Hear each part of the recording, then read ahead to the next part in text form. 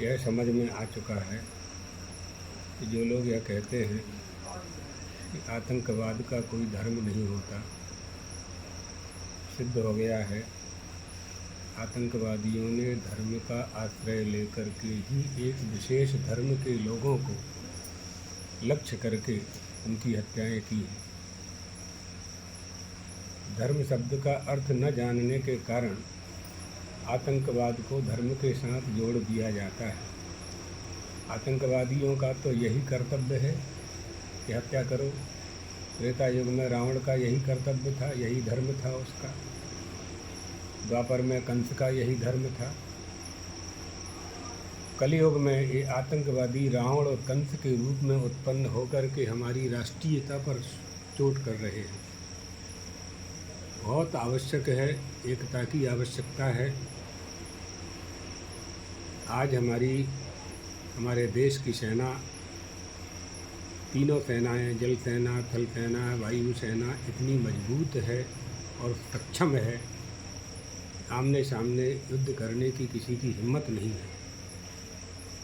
एतदर्थ भारत को निर्बल करने के लिए, कमज़ोर करने के लिए आतंकवाद का आश्रय लेकर के विदेशी षड्यंत्रकारी इस तरह की योजनाओं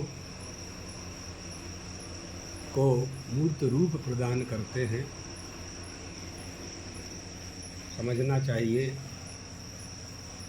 हमारी एकता ही इसका उत्तर है। समस्त हिंदुओं को दलगत राजनीति से ऊपर उठ करके एक होना चाहिए और यही उनके लिए सबसे बड़ा मुंहतोड़ जवाब देने जैसा होगा। हम चाहते हैं कि हिंदू समाज, सनातन धर्मावलंबी, हमारा धर्म सनातन धर्म तो मानवता, वसुधैव कुटुंबकम की अवधारणा को धारण करता है। किसी के प्रति देश की भावना हमारी नहीं होती है, लेकिन हमारी सुरक्षा करने का अधिकार तो हमें होना ही चाहिए। जैसे स्वतंत्रता का अधिकार हमने प्राप्त किया, तो धर्म पालन की भी स्वतंत्रता हमें होनी चाहिए। आतंकवाद से युद्ध करने के लिए हमारी एकता ही सबसे बड़ी सफलता की कुंजी है। एतदर्थ भारत सरकार, स्वयंसेवी संस्थाएं, हिंदू धर्मावलंबी और मुस्लिम मजहब वालों से भी हम अपेक्षा करते हैं कि इस समय उन्हें आतंकवाद के खिलाफ बोल करके अपनी भारतीयता सिद्ध करना चाहिए। किसी को भी भारत में निवास करने वाले किसी भी समुदाय के व्यष्टिगत या समष्टिगत किसी को भी यह अधिकार नहीं है कि वो आतंकवादियों को प्रोत्साहित करे। हम लोग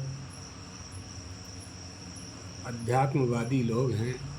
भगवान द्वारकाधीश से प्रार्थना करते हैं कि सभी के मन में, भारत में निवास करने वालों के सभी के मन में एक ऐसी जागृति उत्पन्न हो कि हम आतंकवाद का डट करके मुकाबला कर सकें। भेदभाव भुला करके हमें इनके सामने युद्ध करना होगा। इसी मंगल कामना के साथ यह हमारा संदेश है।